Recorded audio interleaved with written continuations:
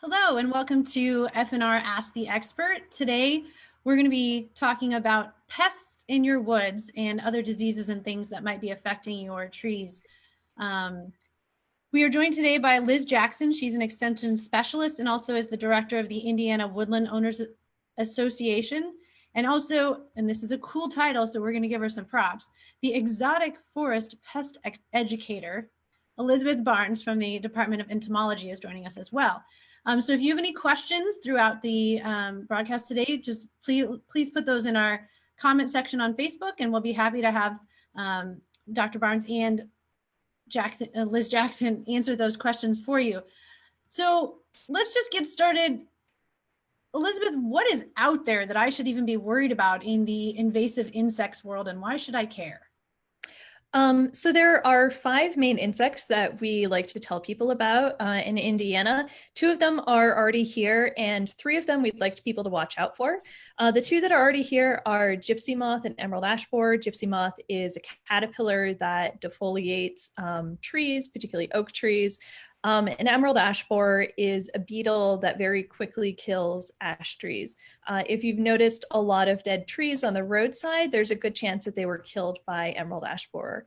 And then the 3 that we don't have yet, but we'd like people to watch out for are Asian longhorn beetle, which is a wood boring beetle that will kill a tree in about 10 years. So we tell people that if Asian longhorn beetle gets into it, usually that tree is basically standing dead at that point.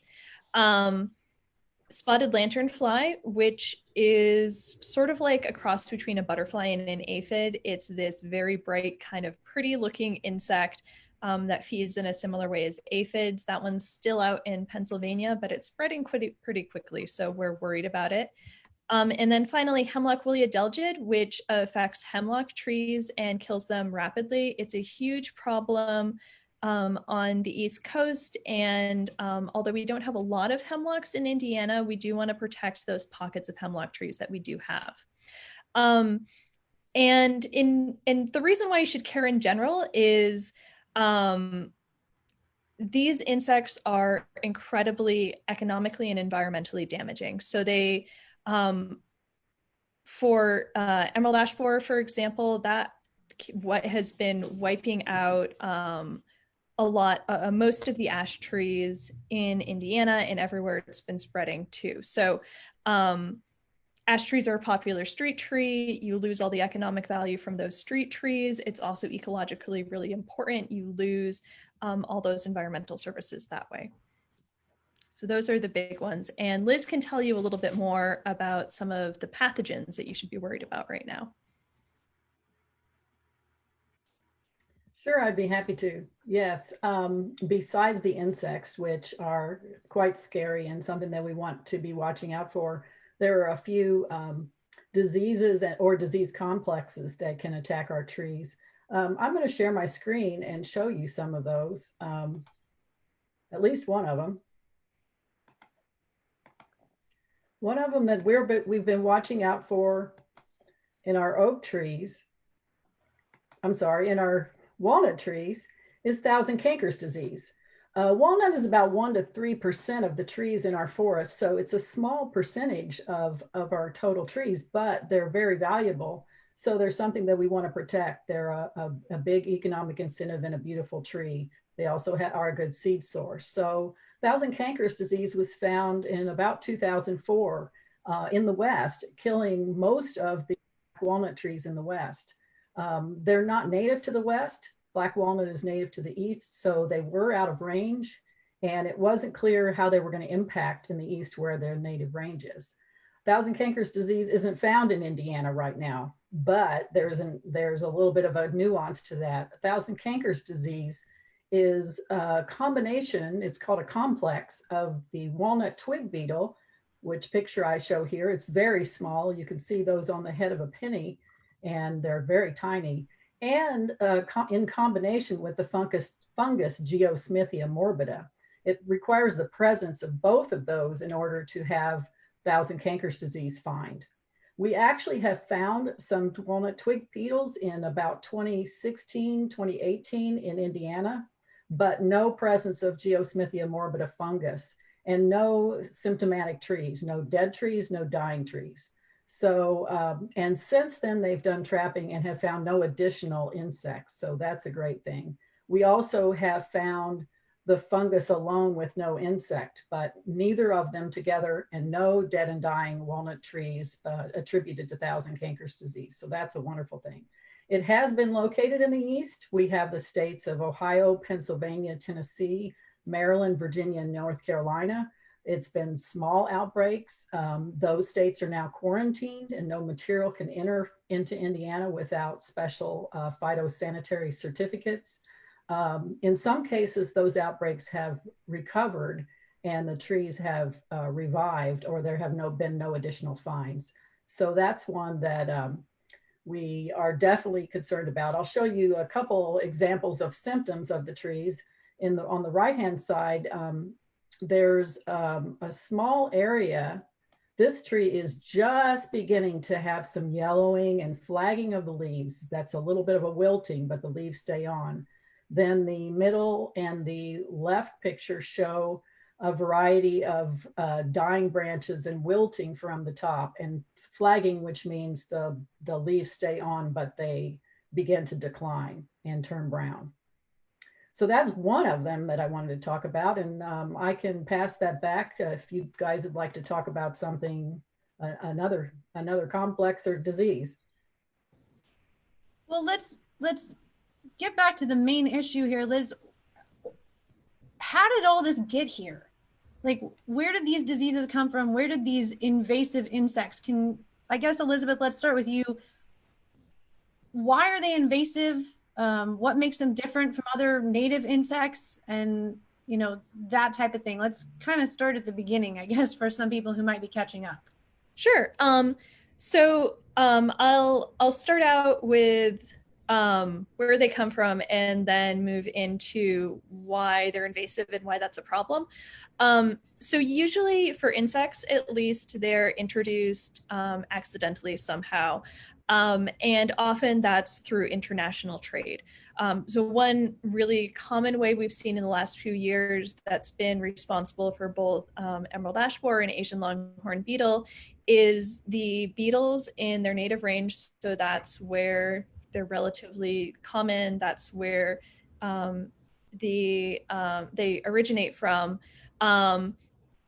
Will bore into a tree. That tree will be cut down, made into something like shipping pallets. Those pallets are then used to ship things over to the United States. The beetles then emerge from there and further spread from that point on.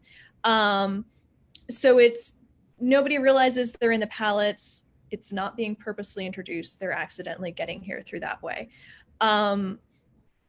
There are a few exceptions. So for example, Gypsy moth got here with a person who wanted to try and see if he could get basically a silk industry going in the United States, tried to use Gypsy moth.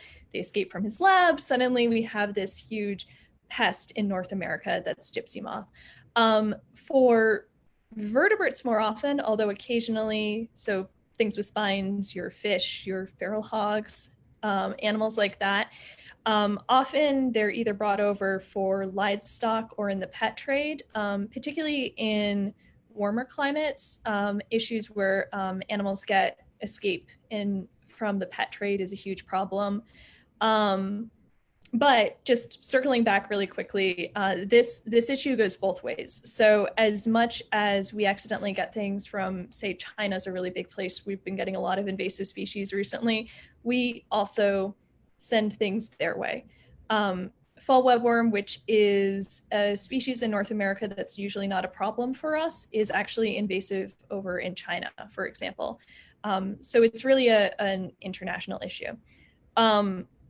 To shift over a little bit into what it actually means to be invasive and why this is kind of a problem that we care about and what defines an invasive species, there are a few different ways to define it. Usually the way I describe it to people is, so first off, it's a species that has been moved outside of its native range. So if its native range is in China, so that's where it's originally from, and then it's moved over to the United States, usually through human means, that's being moved into a new area.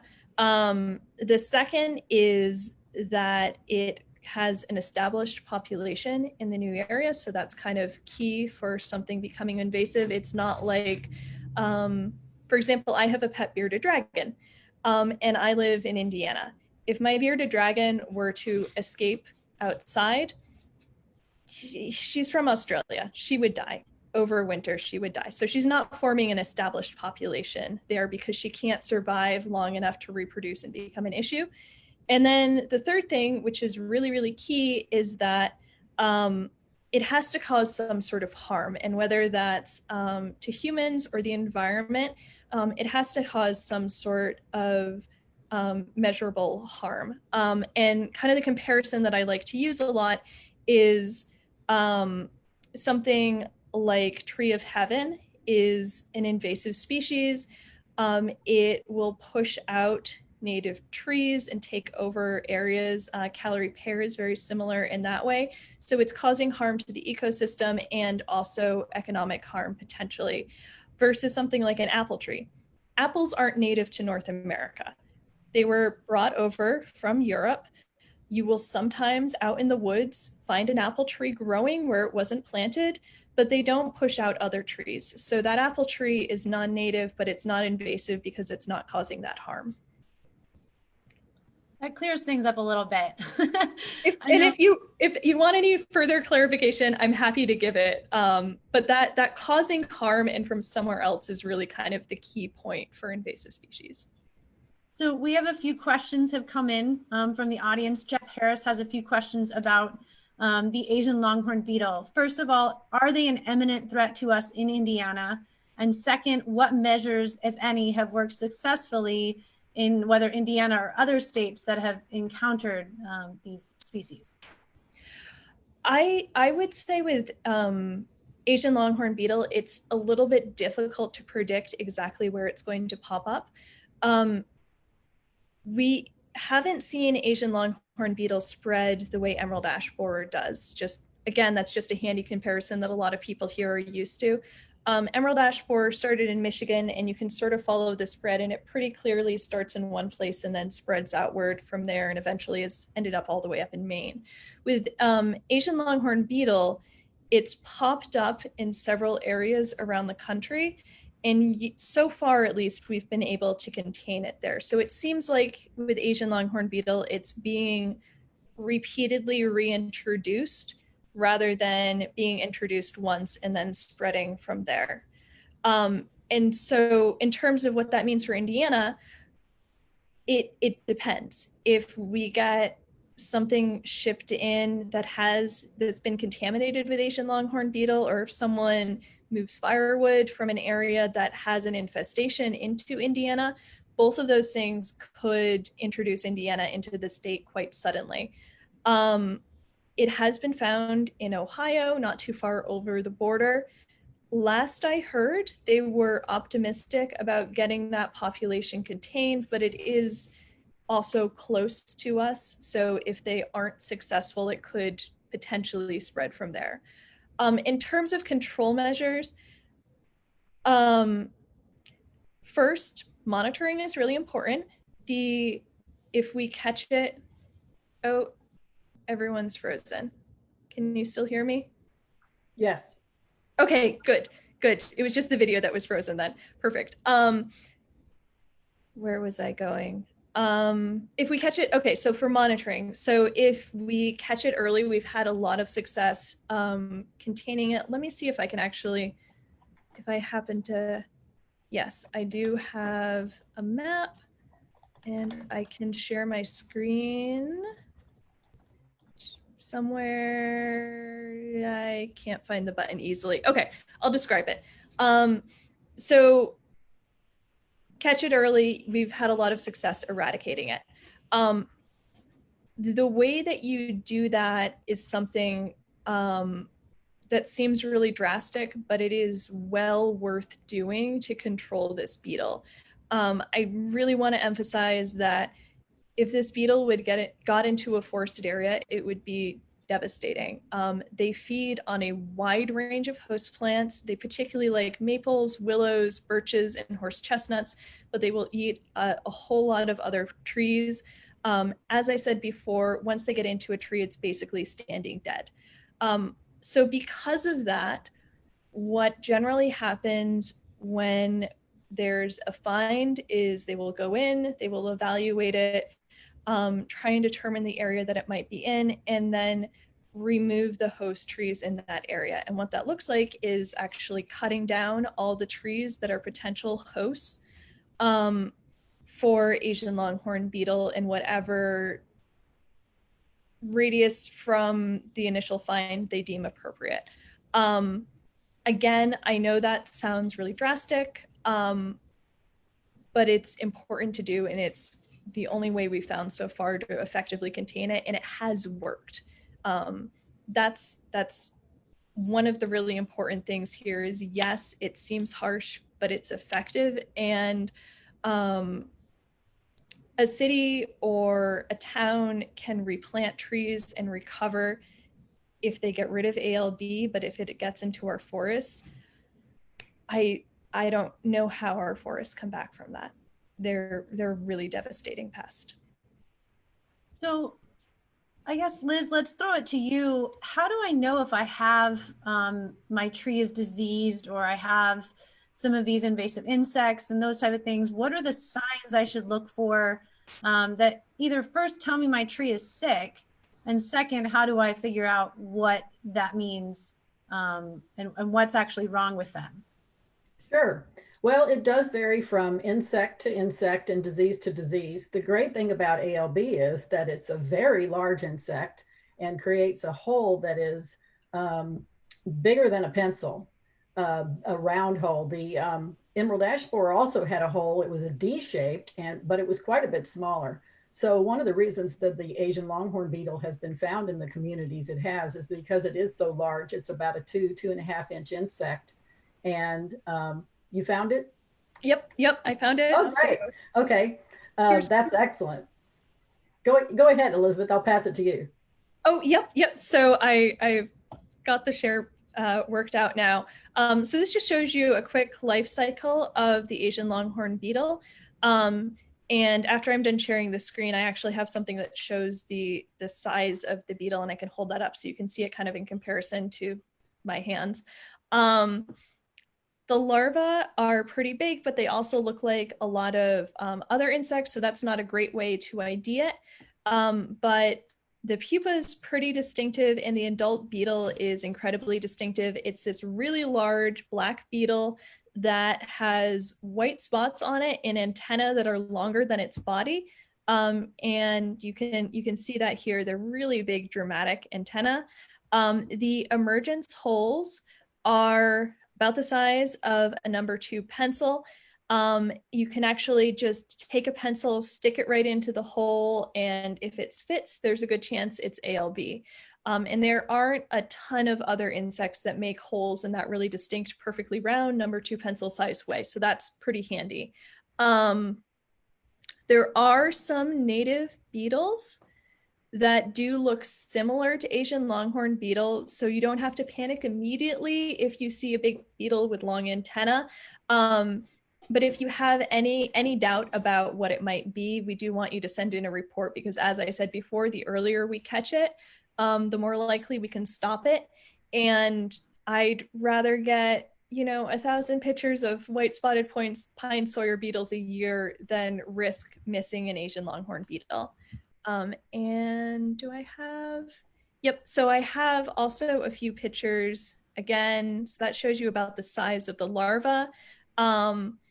They also make these little crater shapes in trees, and that's where they lay their eggs. So they basically chew like a little tiny crater shaped hole in the tree, lay their eggs right in the center. That's a sign of Asian longhorn beetle. And another sign is if you notice what looks like sawdust in the crooks of your trees, it might not be Asian longhorn beetle, but they produce a lot of it. And if it's not Asian longhorn beetle, something is eating your trees. So it's worth getting that checked out anyway. And just to go back really quick, I did want to show that distribution map. So the green dots on here show where they successfully eradicated the beetles, and the red areas show active populations, and there actually should also now be one in South Carolina, because they did just find an Asian longhorn beetle in South Carolina. But as you can see, there's more green on here than there is red. So that's one reason why I feel reasonably hopeful about Asian longhorn beetle. All right, and I'll go back to you, Liz. Okay, sure. You didn't show us the leaf signs, but one of the things I was going to talk about is that often a sign of any of these insects or diseases is a sign of decline in the upper canopy. That's generally where a lot of them start. So if you begin to see dying branches,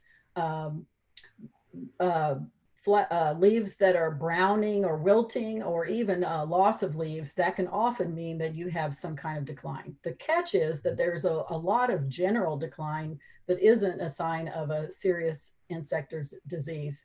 There are all kinds of fungal behaviors, and there are things that we do, such as when we plant a tree, that we cause decline of the tree.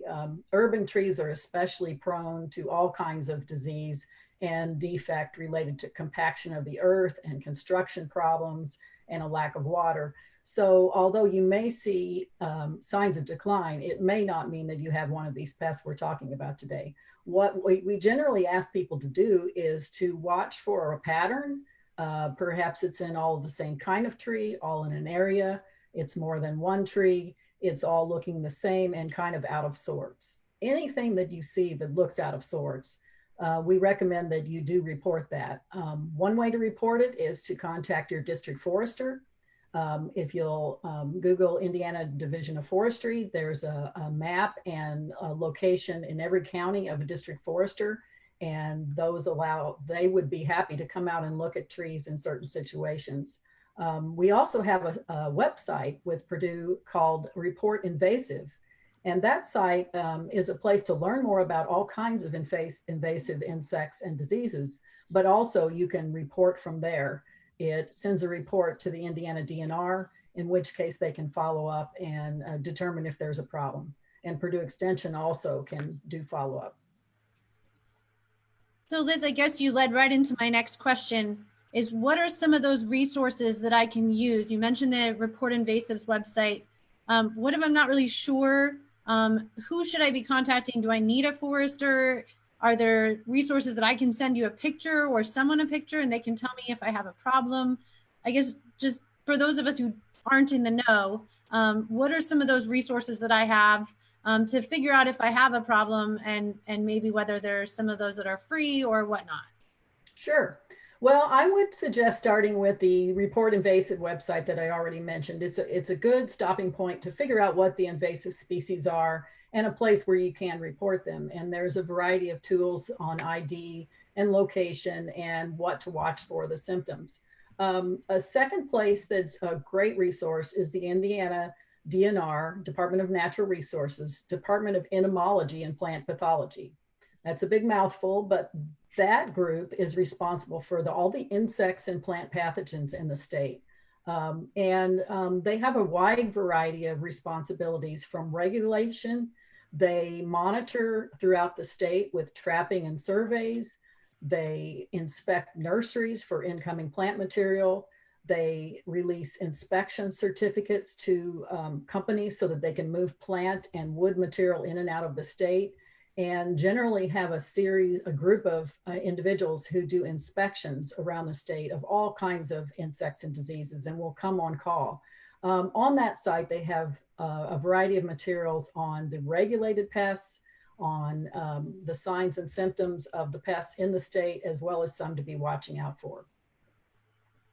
If you want information on specific pests, we have a few to suggest. One of them is the 1000 Cankers disease website. Again, that's a disease of walnut trees.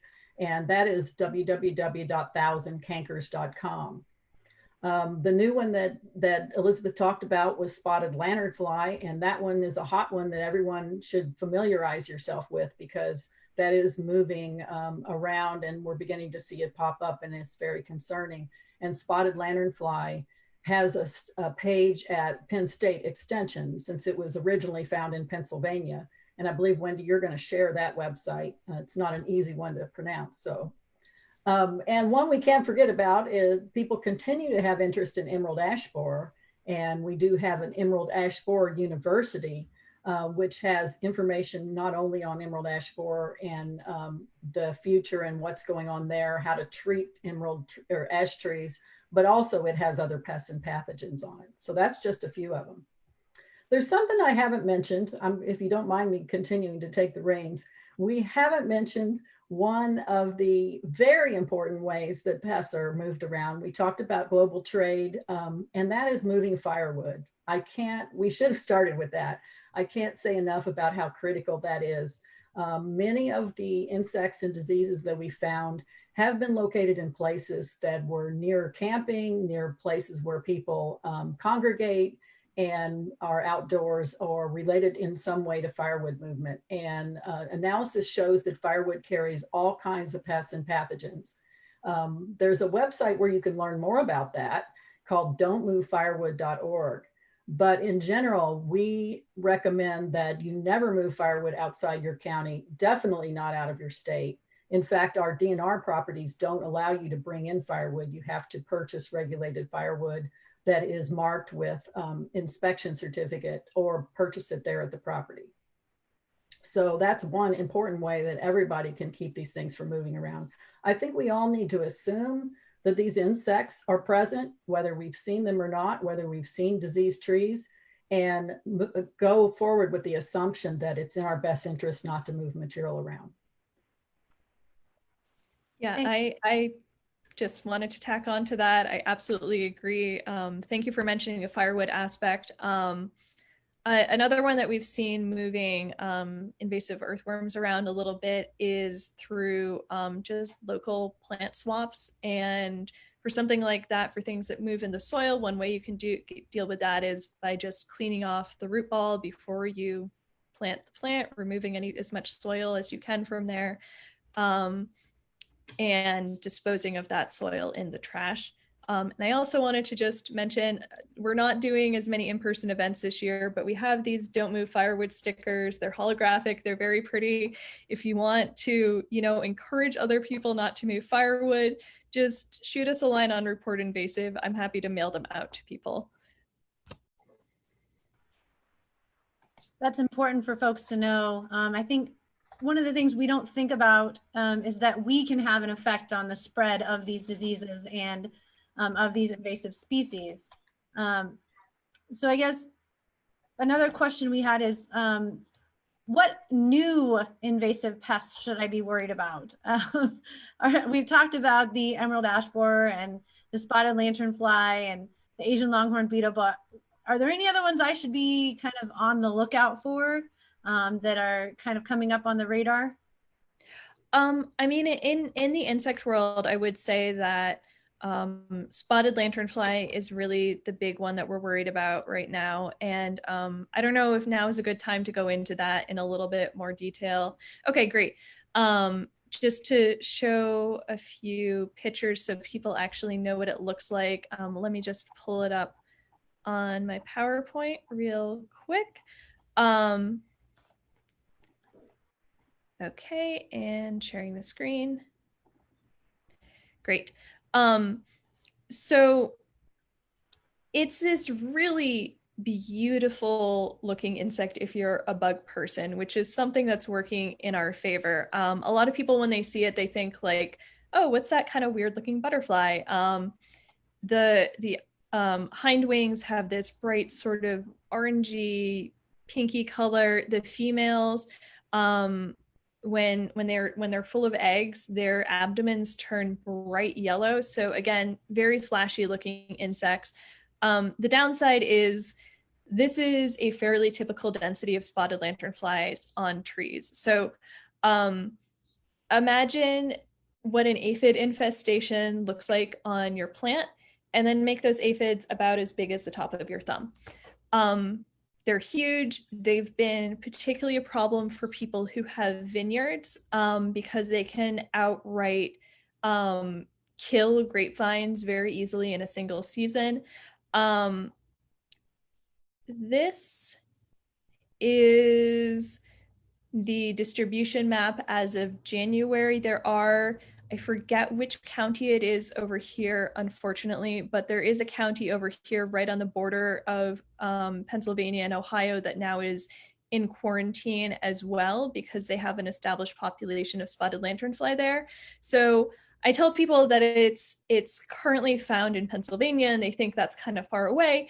Well, no, it's right next to Ohio. That's a hop, skip, and a jump from us. And we are particularly worried about it here in Indiana because, as you can see on this map, this is a map showing habitat suitability for spotted lanternfly. Most of our state is in that bright red color of high suitability. So we think that there's a good chance when they get here, they are going to absolutely thrive and reproduce and spread. The bottom of the state even is still kind of a bright yellow color, so that's the medium. So this is why we're so worried about it. They aren't here yet, but they're pretty close, and once they get here, it's very suitable habitat for them. Again, this is just kind of what they generally look like. The adults are very flashy, but even the earlier instars, so that's the kind of earlier developmental stages of these insects, just like a caterpillar turns into a butterfly. It's the same concept, sort of the same concept with spotted lanternfly, where they start out these little tiny black and white hopping insects. Sometimes people confuse them with ticks, but they will hop, whereas ticks will crawl. That's the easiest way to tell the difference between them. And then later on, they develop some of that orangey color, and then eventually turn into this flying stage. The egg masses are also a huge problem, and this is one of the ways that they potentially spread. So here you can see on this tree, those are egg masses right there in the center of that white circle. They blend in really easily. If that's on the bark of a tree, if that's on some stone that's being moved around, you're probably not going to notice them. That's actually how they got into the country in the first place, is there were some eggs laid on some stone that was imported. Nobody noticed them because it looks like it's just a bit of dirt. And, you know, you wouldn't necessarily notice some dirt on imported stone. One of the things that I will say is if you're getting anything out of the infested area, yes, they are supposed to inspect it before it leaves, but just do another quick inspection if you can when you receive it, because checking twice is better than checking once, and it's more likely that you'll catch this insect and be able to stop it. Let's see. Okay. They feed on, I'll try and do this really quick, but they feed on phloem, which is essentially just, easiest way to describe it is think of it as like plant blood. It's not a perfect analogy, but it's the liquid moving up and down the plant, or through the plant rather. They basically have this mouth part, they stick into the plants like a straw, and then they are constantly feeding while they're on that plant. The side effect of that is, let's see if it'll let me play this video. It's a little bit jumpy, but if you can see, it looks like it's raining. That isn't rain. That is what's called honeydew, which is this sticky, sugary spotted lanternfly pea, basically. Again, for the aphid analogy, if you've ever had aphids on your plant and you notice it's kind of sticky underneath them, that's honeydew. Scale that up to something as big as your thumb, same number, feeding in the same way, peeing all over everything underneath. It's annoying. It encourages the growth of sooty mold. And that can be a problem if you have, a porch underneath, or if you have plants, it can actually cover the leaves of the plants. And though that understory can end up dying back and getting sickly because the leaves are covered in sooty mold, so they can't photosynthesize. Just really quickly, the other bad news about them is they eat everything. They really like grapes, they really like birch, maple, black walnut, roses are some favorites as well, but they will eat over 70 species of different plants, and that's everything from your roses all the way up to something as big as black walnuts. They are not picky. A few things that I've heard that they will reject is something like milkweed. So it takes that toxicity level as you see in milkweed and the mechanical defenses like the latex in milkweed in order to actually kill this thing. And I don't want to go on too much longer with that because as I said before we started, I could go on for an hour about spotted lanternfly, so I'll try not to do that. But the big thing with spotted lanternfly, how do I escape? Aha, here we go. Okay. The big thing that we want to tell people with spotted lanternfly is if you see it, if you see something that you think like, huh, that's a weird looking butterfly, or that's a really big plant hopper, take a picture, send it in, report it in one of those places that Liz mentioned. Report invasive. If you forget about report invasive, just send one of us an email. It'll end up getting to the right person. And if you want to remind yourself what they look like, we do have these spotted lanternfly origami instructions on report invasive. Again, this was something we were hoping to hand out this summer, but the instructions and the pattern all are available online, and that will actually also tell you how to report on the back. So that's a lot of information about bugs. And some of it, I just want to say, ew, because if I saw that many of those little things on my tree, I would be calling somebody anyway. Yes. So Liz, I guess let's toss it to you. How do I protect my trees from things like this, and also from other diseases like the sudden oak death or laurel wilt or declines and all these other things that we're going to throw around here for a minute? What do I do, and how can I protect my trees from all these nasty little insects Elizabeth just told us about? Sure, I'd be glad to talk about some of that. Let me share my screen and I will share some information. I thought I might mention sudden oak death because we had a little bit of a scare with that last year. In 2019, it was found in some landscape plants in Indiana. And kudos to our Indiana Department of Entomology and Plant Pathology, who do regular nursery inspections and located this sudden oak death. And what it does is it's a mold, and it is has a bunch of host plants, and those are often nursery plants. And two examples here are rhododendron and viburnum. So those are imported in from outside of Indiana and on a regular basis into our nursery and landscape business, and regularly inspected. And mid last year, our inspectors found this sudden oak death pathogen on these materials. And we were the first state in the nation. They actually went to some big box stores and ended up, they had gone all over the country. And so our inspectors were the first to find them, which was fantastic. And what happens is that material is then destroyed. And then they try to backtrack and make sure that no more material gets out of those nurseries, and that none is then sent on beyond the store. What we don't know about is those materials that were sold at the stores and planted in on people's property. But what we do know is that the host pathogen is fairly weak. The scientists believe that it has to be planted perhaps within as little as 6 feet in order to infest, a natural standing tree. So while we can't know exactly how many of these might have gotten out, we have not found that pathogen in the wild in Indiana, and we haven't found any trees infested with sudden oak death. So that's fantastic news. There are a variety of oaks that would be impacted in Indiana should it ever get here. They're primarily red oaks. It doesn't impact white. And I have some pictures of what it might look like. These are from California, because it is located in Central California through Southern Oregon and has killed millions of oak trees there. So it is a very serious situation that we don't want to see in Indiana or throughout the Midwest. It's never been found in the East except on these nursery plants that carry the pathogen. It's never been found in the wild.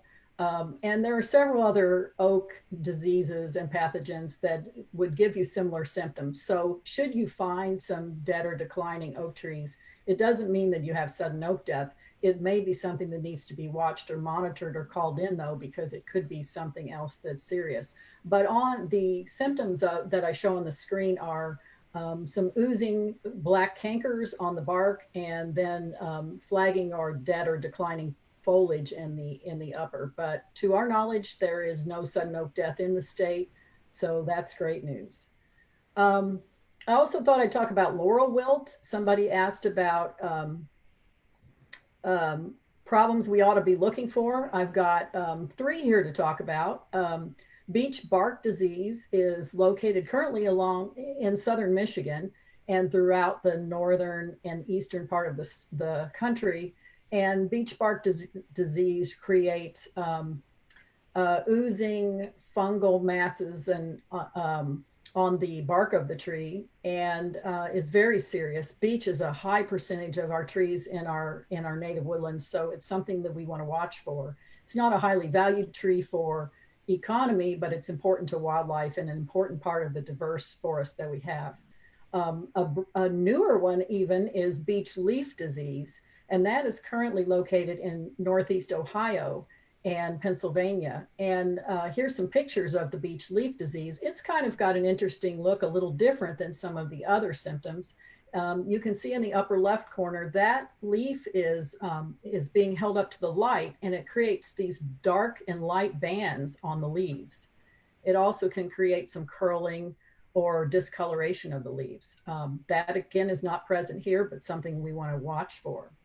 And finally, I thought I'd mention red bay wilt, or sometimes called laurel wilt. All 3 of these are pathogens, sometimes in combination with an insect, but they're funguses. Laurel wilt was found in the southeast in about 10 years ago, and it's a combination of an ambrosia beetle with a fungus. Again, it requires both of those to be effective, and affects, as far as we know, only the Lauraceae family of plants. In Indiana, Lauraceae plants include sassafras and spicebush, and those are important species for diversity in our state and important in the understory. It also affects in the southeast red bay and laurel plants, and very critically the avocado plant, which is an important business and industry, so something that we wouldn't want attacked. It's now located, it slowly is spread from county to state, and is now located from Florida to Tennessee and up into North Carolina. And the closest location to us is now Southwest Kentucky. We have seen some sassafras mortality in Brown and Orange counties in Indiana, and some scattered mortality of sassafras around the south part of the state. So it's something that we have not identified. They have tested those trees and they were not found to have laurel wilt, but it's very possible that it's, if not present, very close to being present. And I've got some pictures here, just like in some of the others we've shown you. You've got your brown foliage that with leaves that may or may not stay on the tree. So both of those are good examples of what it might look like. And sassafras is often in the understory, as these pictures are. So if you begin to see wilting leaves on or browning on your sassafras or spicebush, we do ask that you call. You can go to the Report Invasive website and call the number or enter it. Those reports go to the Department of Entomology and Plant Pathology at the DNR. Thanks, Liz. Great information there, and the visuals always help so we know what we're looking at on our trees. I guess to wrap up, a couple of things. Don't move wood. Get it where you're going to use it so that we don't transport bugs and other diseases. If you see something strange on your tree or insects that don't seem to belong there, report them. And finally, monitor your trees and your woodland and habitat areas to see if you see anything strange. You won't know unless you're looking. Anything else I missed, guys, as we wrap up? Liz, Yes, Liz, raising your hand. yeah. Go ahead. I would like to say what you can do to protect your trees. Nobody asked, but I think it's important, and I could have just stayed on that screen. Let me go right there. There are a number of things that landowners and homeowners can do that are very important. Let me go there real quick. You need to minimize the stress on your tree, whatever that might be. Oops. You need to plant them on the appropriate site. And there's a publication, Planting Forest Trees and Shrubs, that talks about it. By appropriate site, I mean the appropriate soils and the appropriate water conditions. A bottomland, a lowland plant doesn't belong on a high dry site, and vice versa. So if those trees are stressed, they will be more likely prone, if there are weather stresses or other problems, to get insect and diseases. When you grow your trees, you need to make sure that they have room to grow. You want to thin your overstocked or overmature stands. If they have too much competition, they can become very stressed for water and other conditions, and that will cause them to be prone to insects and disease. You need to control invasive species and competitive grass and understory under them for the same reasons, because they're competing for the same water. Don't ever prune your oaks from March through September. There are a number of fungal diseases that get passed on oak, and so avoid pruning those. There are plenty of other times of the year to do that. Always monitor your trees for signs of decline. We've talked about all of the different kinds, but just keep an eye on them and see if you see anything that looks a little different or strange. Remove and destroy diseased material. Should you have dead limbs or small dead trees, remove those from your property. And best of all is to not move them off to a place where they can disease other things, but to destroy the material by chipping it or burning it on site. And finally, we talked about the don't move firewood. We can't state that enough. So Elizabeth, let me throw it to you real quick. We had a great question from Kat. It says, lots of great info today, but it seems very discouraging. What will be left if we don't handle all these diseases and things? And are there positives we can take out of today's conversation? So I think it is hard to find positives when you're talking about invasive species, but I will say there are some species that we have figured out ways to control. So I didn't get into it with spotted lanternfly, but as much as they're spreading and they're a huge problem, we're developing really good control methods. We're working on some biocontrol. There's a lot of promise in some native fungal pathogens that actually will kill spotted lanternfly. With emerald ash borer, it's this devastating pest. It's wiping out our ash trees, but there is an effort to collect cuttings and seeds from that 1% of ash trees that are able to survive emerald ash borer. And there's a whole program that's looking at breeding them, trying to figure out how they're able to survive, with potentially eventually being able to reintroduce them and save the species as a whole. And if nothing else, still be able to use them as, maybe street trees or something, even if we can't refill the forest with ash trees. So there's a lot of very good work going on out there to try and control these species, to save these trees.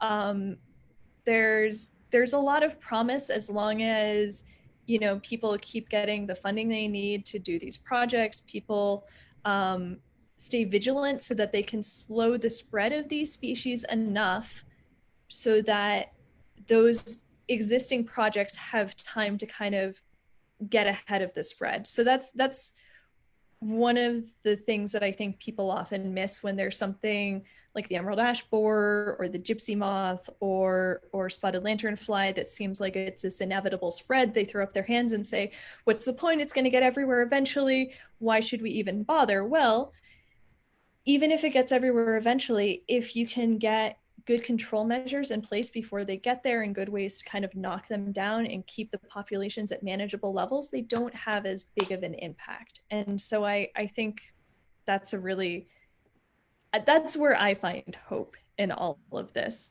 I did also want to just quickly mention a couple things that people can do as well. Figure out what plants are growing in your yards, figure out what trees you have, figure out what those bushes are that you've never looked at too closely. One of the most important things for figuring out what's wrong with the plant is knowing what that plant is to begin with. So when you have some time, get a plant book, go out in the woods, try and get some pictures. You can reach out to specialists online. There are lots of great groups that will help you figure out those IDs. You can use an app like iNaturalist, although with plants, they don't do as well with plants, but that's a great place to source identification. So kind of knowing what you have and keeping an eye on it, it goes a long way. Great. One final question, and then I see there's a few more questions out there, and we will have Elizabeth and Liz answer those offline. But what are the best websites or things you can recommend for forest maintenance? Just trying to protect their land from both insects and diseases. If you mean forest management, I think our Purdue Forestry Extension website is an excellent resource. I think Wendy could give you that.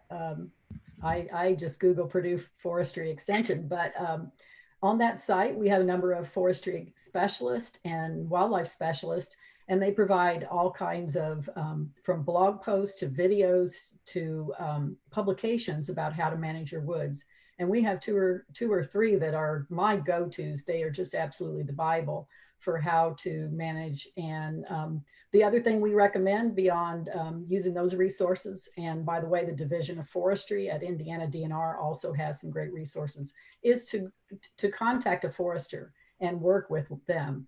We have our state foresters are a free service available to anyone with, they generally will visit you if you have over 10 acres.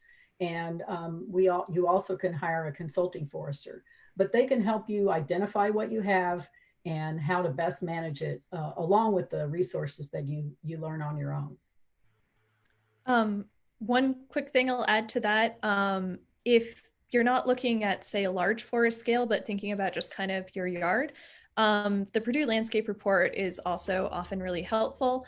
That has a lot of very timely issues that people will write kind of short blog posts on, just tell you a summary of what you need to know, and then usually have links out for other places you can find resources.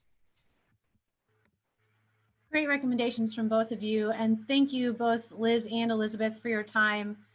We appreciate it. And invasive species is something we all need to be a part of in order for the management and to try and prevent the spread. So thanks for the information. And like I said, we'll have them answer some of that questions offline.